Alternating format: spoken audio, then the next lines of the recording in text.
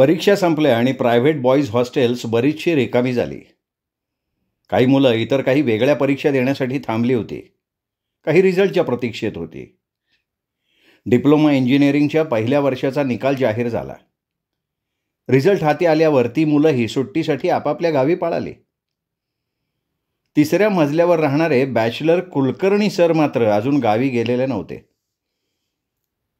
सरांची कॉलेजची कामं अजून रेंगाळलेली होती आणि ती त्यांना कॉलेजमध्ये जाऊन येऊन करणं भाग होतं.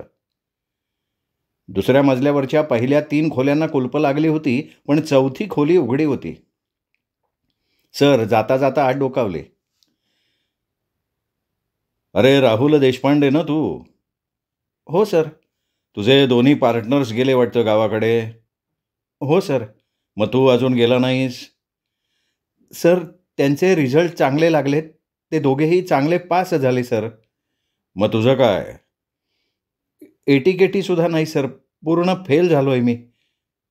राहुल खाली मान घालून म्हणाला, "अरे पण रूममध्ये असा एकटा राहू नकोस. घरी जा." "नाही सर. घरी गेल्यावर काय होईल याची दृश्य आत्ताच डोळ्यांसमोर दिसायला लागली आहेत." "हे बघ, काय होईल ते होऊ देत. पण तुला मी इथे एकटा राहू देणार नाही. तू घरी जायचं आहे."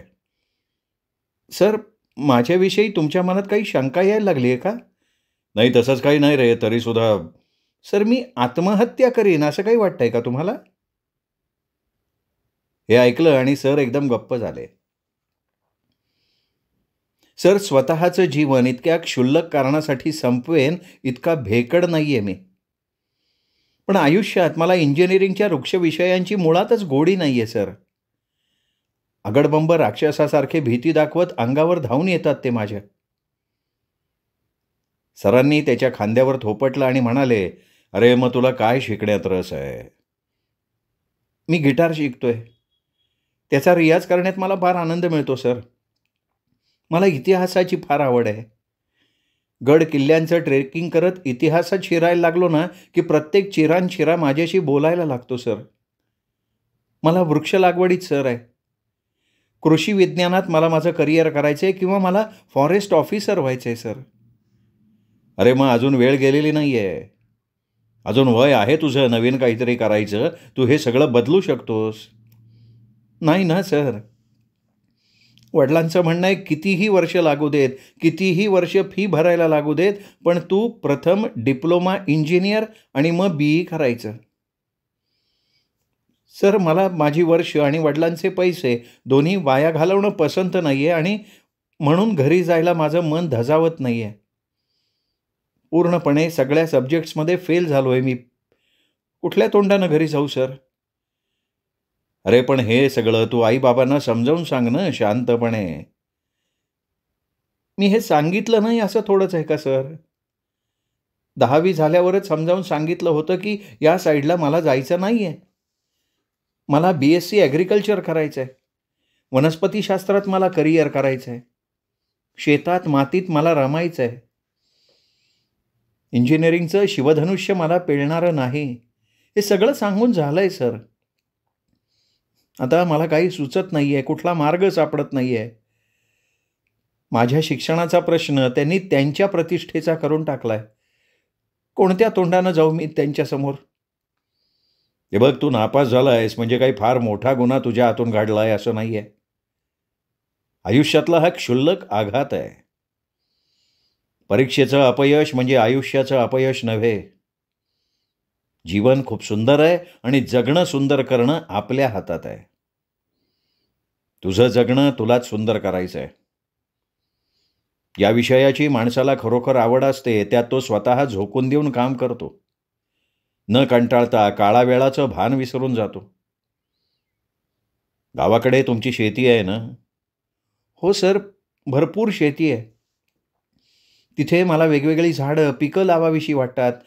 नवनवीन प्रयोग करून बघावेसे वाटतात. झाडं, पक्षी, पाळीव प्राणी. सर तिथे गाई, म्हशी, घोडे, बैल सगळे बोलतात माझ्याशी. आणि इथले सगळे सब्जेक्ट पिशाच्य बनून भीती दाखवत मानगुटीवर बसतात सर माझ्या. नको त्या शिक्षणाचं ओढणं. फेकून द्यावंसं वाटतं सगळं. घरी गेलो तर आई बाबा काही बोलणार नाहीत याची खात्री आहे मला, पण प्रयत्न कर, परीक्षेला बस, असं नक्की मागे लागतील ते माझ्या आणि त्या गोष्टीची मला भीती वाटते सर. सर राहुलला आश्वासकपणे थोपटत म्हणाले, "काळजी करू नकोस, मी आहे." पण तेवढ्यानं राहुलला खूप बळ मिळाल्यासारखं झालं. तो एकदम सरांच्या खुर्चीजवळ त्यांच्या पायाशी बसत म्हणाला, "सर काहीतरी करायला पाहिजे सर. यातून सुटण्याचा काहीतरी मार्ग दाखवा की." "हे बघ तू तुझ्या आईबाबांना इकडे बोलवून घे. मी समजावतो त्यांना." "सर तुमचं नाही ऐकणार ते. मला माझ्या बाबांचा स्वभाव पूर्ण माहिती आहे. आपल्या म्हणण्यावर ते हटून बसतात. त्यांचं म्हणणं म्हणजे दगडावरची कोरलेली रेघ. आणि सर तुम्ही करणार तरी काय?" "हे बघ, त्यांनी कोरलेल्या छोट्या रेषेवर मी त्या दगडावरच एक मोठी रेषा कोरून काढीन." हे ऐकलं आणि राहुल बुचकळ्यात पडला. "हे बघ राहुल, त्यांना बोलवायचं काम तुझ्या हातून होईल असं काही मला वाटत नाही. मला त्यांचा फोन नंबर दे, मी त्यांना बोलावून घेतो. हां, तू फक्त एक करायचं आहेस. मी बोलवल्यावर उद्या ते नक्की येतील, पण त्यावेळी तू त्यांना तुझ्या खोलीत दिसता कामा नयेस. उद्या तुझ्या खोलीला कुलूप असेल आणि तू वरती माझ्या खोलीत येऊन थांबायचेस. जोपर्यंत मी तुला फोन करून बोलवून घेत नाही, तोपर्यंत तू खाली यायचा नाहीस. ठीक आहे?" राहुलनं मान डोलावली. दुसऱ्या दिवशी सकाळी राहुल सरांच्या रूममध्ये जाऊन बसला. सरांनी आईबाबांना काय फोन केला हे राहुलला समजलंही नाही, पण दुसऱ्या दिवशी आईबाबा लगोलग खरंच आल्याचं राहुलनं सरांच्या खोलीच्या खिडकीतून पाहिलं. आईबाबा बरेच अस्वस्थ दिसले त्याला. राहुलचं हृदय धडधडायला लागलं. आता कुठल्या प्रसंगाला तोंड द्यावं लागेल आणि काय काय मुक्ताफळं ऐकावी लागतील काही सांगता येत नाही. पण राहुलनं सगळा धीर एकवटला आणि खोलीतल्या खोलीत पण अस्वस्थपणे तो येरझाऱ्या घालायला लागला. मन घट्ट कर, मन घट्ट कर, तो स्वतःला समजवायला लागला. "सर खाली आईबाबा आलेले दिसतायत," असं राहुल सांगतोय तोपर्यंत सरांचा फोन वाजायला लागला. "अहो मीच बोलतोय, तुम्ही राहुलचे बाबा ना?" "हां, मीच फोन करून तुम्हाला बोलावलंय. मी आलोच. राहुलच्या रूमची किल्ली माझ्याकडे आहे, त्याच्या खोलीत बसूयात आपण." राहुलला खुणेनं "इथे माझ्या खोलीतच थांब" असं सांगून सर खाली निघून गेले. खोलीत बसल्या बसल्या आईबाबांनी सरबत्तीच चालू केली. "अहो राहुल कुठं आहे? कसा येतो? इथे कसं नाही येतो? मग कुठल्या दवाखान्यात येतो? ते सांगा ना, सांगा पटकन." दम न घेता त्यांनी विचारणा केली. "हे बघा मी सांगतो सगळं, पण जरा शांत बसा, पाणी प्या. प्रवासातून दमून आलाय तुम्ही." "अहो हॉस्टेलच्या इतर मित्रांनी आता त्याला 4दा दवाखान्यात ॲडमिट करून हॉस्टेलवर आणलंय असं म्हणालात तुम्ही फोनवर. जबरदस्त कावीळ झाली आहे म्हणालात. किडन्या त्याच्या नीट काम करत नाहीयेत असं म्हणालात. अहो सर तुम्ही तरी आम्हाला ते कळवायचं ना." "अहो मला सुद्धा हे सगळं नंतर कळालंय ना." "अहो पण इतकं सगळं घडलं तर पोरानं साधं आम्हाला कळवू नये? इतके परके झालो का आम्ही त्याला?" "नाही तसं काही नाही आहे, पण राहुलला जरा जास्तच धाक वाटतो तुमचा. मला सांगा त्याचं शिक्षण महत्त्वाचं का आधी त्याची तब्येत महत्त्वाची?" "अहो हे काय विचारण आहे? चांगलं शिक्षण, तब्येत उत्तम असल्याशिवाय कसं घेता येईल? आमच्या मुलाचं धडधाकट आयुष्य हे महत्त्वाचं. आता धीर धरवत नाही हो. कधी एकदा त्याला डोळे भरून बघीन असं वाटतंय." डोळ्याला पदर लावत राहुलची आई म्हणाली. सर म्हणाले, "इथलं हवा, पाणी, अन्न काही मानवत नाही त्याच्या तब्येतीला आणि मनानं फार होमसिक झालाय तो." "अहो जाऊ द्या ना सर, त्याचं शिक्षण होऊ दे सावकाश. आमचा मुलगा आम्हाला धडधाकट परत हवा हेच मागणं मागतोय मी देवाकडे." "अहो आधी आम्हाला तो कुठल्या हॉस्पिटलमध्ये तिथे घेऊन चाला की." "सर सर सगळं नंतर बोलू, आम्हाला धीर धरवत नाहीये. त्याच्याकडे आधी घेऊन चला आम्हाला. त्याची काय अवस्था आहे ते तर बघू देत."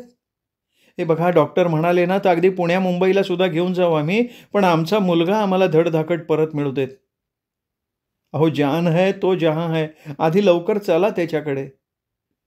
आई कासावीसून रडायलाच लागली ओक्साबोक्शी. "हे बघा आई तुम्ही आधी शांत व्हा. आधी पाणी प्या आणि मी काय सांगतोय ते ऐका. राहुल खूपच बरा आहे, काळजीचं कारण नाही आहे. राहुल खरोखर प्रामाणिक, सच्च्या दिलाचा, कणखर मनाचा मुलगा आहे. लेचापेचा नाही आहे तो. व्यसनी नाही आहे तो इतर मुलांसारखा आणि टार्गेट सुद्धा नाही आहे. पण काय सांगा ना सर." सगळं काही ऐकायची तयारी आहे आमची.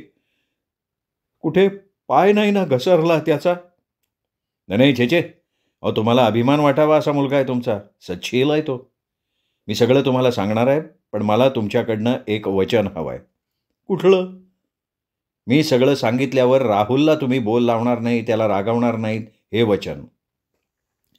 अहो आम्ही कुठल्या अवस्थेत आहोत? तुम्ही म्हणताय ते सगळं कबूल आहे, पण आधी तुम्ही त्याच्याकडे घेऊन तर चला ना आम्हाला. तो सुखरूप आहे हे आम्हाला डोळे भरून बघू दे तरी. हे बघा, आता मी तुम्हाला खरं काय ते सांगतो. तुमचा राहुल अगदी सुखरूप आहे. त्याला कावीळ वगैरे काहीही झालेलं नाहीये. फक्त एकच झालंय, तो संपूर्ण सगळ्या विषयात नापास झालाय. त्याचं संपूर्ण वर्ष वाया गेलंय आणि हे तुम्हाला सांगायची त्याला फार भीती वाटतेय. मुख्य म्हणजे त्याला इंजिनिअरिंगमध्ये अजिबात इंटरेस्ट नाहीये. तुमचे वर्षभर भरलेले सगळे पैसे आपण फुकट घालवले असं त्याला वाटतंय, त्यामुळे तो खजील झालाय. आणि पुढे सुद्धा असे पैसे वाया घालवणार नाही असं त्याचं म्हणणं आहे. पण सर आमचा मुलगा आहे कुठे ते तर सांगा. सांगतो. मी आता बोलवतोय त्याला. पण त्याआधी तुमच्याकडनं वचन हवंय मला की तुम्ही त्याला काही बोलणार नाही, टोकणार नाही. त्याच्या इच्छेनं त्याला कुठला मार्ग निवडायचा आहे तो त्याला निवडू देत. त्याच्या आवडीचं शिक्षण त्याला घेऊ देत, त्याचं भविष्य त्याला घडवू देत. कोणतीही जबरदस्ती तुम्ही त्याच्यावर करणार नाही असं वचन द्या. बरं देतो वचन, पण बोलवा ना. अहो एखाद्या मुलानं नापास झाल्यावर आत्महत्या केली असती, पण नाही नाही असं नका बोलू हो. आमचा राहुल प्राणापेक्षा प्रिय आहे आम्हाला. त्यांनी असं काही केलं तर आम्ही तरी कसे जिवंत राहणार? काळजाचा तुकडा आहे तो आमच्या. हो ना? मग देवाचे आभार माना, तुमचा मुलगा 100% असं काही करणार नाही याबद्दल.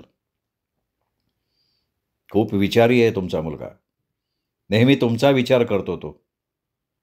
मी नापास झालेलं त्यांना कळलं तर त्यांचं कसं होईल? त्यांच्या सगळ्या आशा आकांक्षावर पाणी पाडणारा मी नालायक मुलगा आहे असं तो माझ्यासमोर म्हणत होता. नापास होणं फार लागलंय त्याच्या मनाला आणि त्याचंच त्याच्यावर ओझं होऊन त्याला दडपण आलंय. त्याला या इंजिनिअरिंगच्या शिक्षणात अजिबात रस नाहीये. तो शिक्षण पूर्ण करू शकणार नाही इंजिनिअरिंगचं. त्याचं आयुष्य, वेळ, तुमचा पैसा, त्याची महत्त्वाची वर्ष सगळं व्यर्थ जाणार आहे. मग पुरता मोडून पडेल तो. सारखं अपयश पदरी पडायला लागलं तर त्याच्या मनाचं खच्चीकरण होईल. त्याला जबाबदार कोण राहणार मग? त्याच्या मनातल्या कोंडमाऱ्याचा विचार कोणी करायचा? आईवडिलांनीच ना, मोठ्या माणसांनीच ना घरातल्या. तुला आयुष्यात काही जमत नाही, तुला काही येत नाही असं म्हणत राहिला तो सगळं आयुष्यच हरून बसेल. त्याला असं पांगळं करून उपयोगी नाही. तुम्ही त्याच्या मनाला आश्वासक उभारी द्या. दुसरं कोणतंही त्याला आवडणारं शिक्षण त्याला घेऊ द्या. सरांनी सगळं सांगून टाकलं. त्याचं काय झालं सर? आमच्या घराण्यात आजपर्यंत कोणी इंजिनियर झालेलं नाहीये. माझ्या वडिलांची मी इंजिनियर व्हावं अशी फार इच्छा होती, पण मी ती काही पूर्ण करू शकलो नाही. मग निदान नातवानं तरी ती पूर्ण करावी म्हणून राहुल नको म्हणत असतानाही मी त्याला या साईडला घातलं. बघा बघा, आता तुम्ही तुमच्या तोंडानं कबूल करताय की तुमच्या वडिलांची इच्छा तुम्ही पूर्ण करू शकला नाहीत म्हणून. मग तुमच्या अपेक्षांचं ओझं राहुलवर लादून किती मोठी चूक करताय असं नाही वाटत तुम्हाला? काही स्वतंत्र विचार पक्के झालेले असतातच ना. त्या अर्थात चांगल्या निर्णयांना होकार देणं हे पालकांचं कर्तव्य आहे असं मला वाटतं. जिथे खड्डा आहे तिथे सावध सुद्धा पालकांनीच करायला हवं आपल्या पाल्यांना. पण त्यांच्या मताप्रमाणे त्यांनाही थोडं वागण्याचं स्वातंत्र्य द्यायलाच हवं ना पालकांनी. मोठ्यांनीच उदारपणे त्यांना समजावून घ्यायला हवं, आपला हेका सोडून, नाही का? खरंय सर, खरंय. त्याला आता आम्ही कुठलीही जबरदस्ती करणार नाही, त्याला रागवणार नाही, त्याला बोल लावणार नाही. त्याला म्हणावं भेट तरी रे आईबाबांना. त्यांनी बोलणंच टाकलंय आमच्याशी. नाही नाही, अहो असं कसं करेल तो? तुम्हा दोघांबद्दल त्याच्या मनात फार आदर आहे. त्याला आधी डोळे भरून बघू द्या तो आम्हाला. कुठे आहे तो? बोलवा की हो त्याला. आई अधीरतेनं पुन्हा म्हणाली. सरांनी राहुलचा नंबर फिरवला. हॅलो राहुल, हे बघ तुझे आईबाबा आले तिथे, तुझ्या रूममध्ये बसलेत. अरे ये तर खरं. हे बघ, ते तुझी कधीची वाट बघत बसलेत. अरे नको काय? हे बघ राहुल, घाबरून काहीही होणार नाही. त्यांना भेटणार नाहीस? नाही, नाही, असं करायचं नाही. हे बघ, इतक्या लांबून ते तुला भेटायला आलेत. तुला न भेटता ते परत गेले तर चालेल का तुला? नाही ना? मग ये बरं लवकर. सर बोलत असताना बाबा म्हणाले, सर मला फोन द्या, मी बोलतो त्याच्याशी. कारण आम्ही फोन केला की तो आमचा फोन घेतच नाही. फोन त्याचा फक्त वाजत राहतो. सरांच्या हातातनं वडिलांनी फोन घेतला आणि म्हणाले, अरे बेटा राहुल, तू ये बरं इकडे. हे बघ, सरांनी तुझ्या रिझल्टबद्दल सगळं सांगितलंय. नाही, नाही, तू काळजी करू नकोस. त्यांनी आम्हाला सगळं समजावून सांगितलंय. आता आम्ही तुझ्यावर कुठलीही जबरदस्ती करणार नाही, पण तू आधी इथे ये बाळा. बाबा राहुलला म्हणाले. राहुल रूममध्ये आला. बाबा, आई आणि सरांना नमस्कार करून खाली मान घालून उभा राहिला. चल बेटा, सुट्ट्या सुरू झाल्यात, आम्ही तुला न्यायला आलोय. सुट्टी मजेत घालव. मग नव्या वर्षाच्या सुरुवातीला तुला ज्या साईडला जायचंय तिकडे आपण ॲडमिशन घेऊ. काळजी करू नकोस, पण आत्ता घरी चल. बाबा खरंच म्हणताय? अरे खरं सांगतोय, शब्द आहे माझा हा. राहुल आईबाबांच्या बरोबर गावी जायला तयार झाला. सर समाधानानं हसले. पण गावी गेल्यावरही बाबांच्या कोरलेल्या लहान रेषेवर सरांनी कोणती मोठी रेषा काढली याचं कोड राहुलला शेवटपर्यंत उलगडलं नाही. श्रोते हो, ही होती नीला देवल यांची कथा, लहान रेषा मोठी रेषा. कथा कशी वाटली हे कमेंट करून जरूर कळवा. मित्रपरिवारात, नातेवाईकात ही कथा शेअर करा. आणि चॅनल सबस्क्राईब करायचं राहिलं असेल तर वरती आत्ता माझा जो फोटो दिसतोय त्यावर क्लिक करा आणि चॅनल सबस्क्राईब करा. पुन्हा भेटूयात अशाच कथेसह. कारण दीपक रेगे कथाकथन चॅनल म्हणजे कथा आनंदाचा अत्युच्च ठेवा.